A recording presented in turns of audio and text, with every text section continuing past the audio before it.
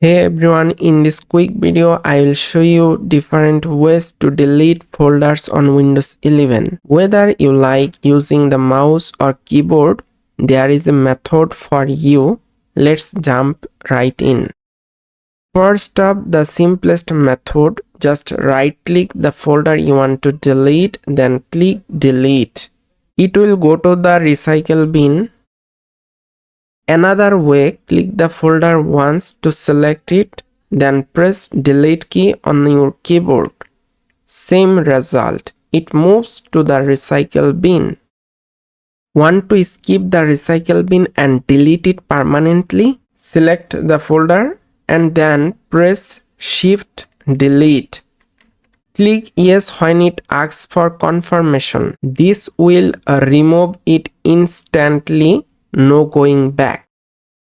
You can also use the File Explorer ribbon. Open File Explorer, then select the folder you want to delete, then click the trash icon up top. That's the delete button. Click the delete button to delete it.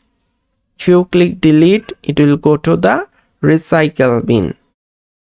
For advanced users, here is how to do with command prompt. Just press Windows key plus S. Then you will see the command prompt. Just right click on it and click run as administrator. Then press yes. Then the command prompt will open.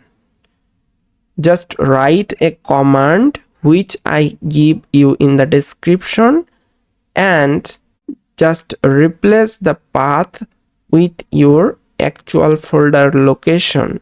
Now I'll write the command rmdir space /s space /q space, then I will copy the folder location which I want to delete.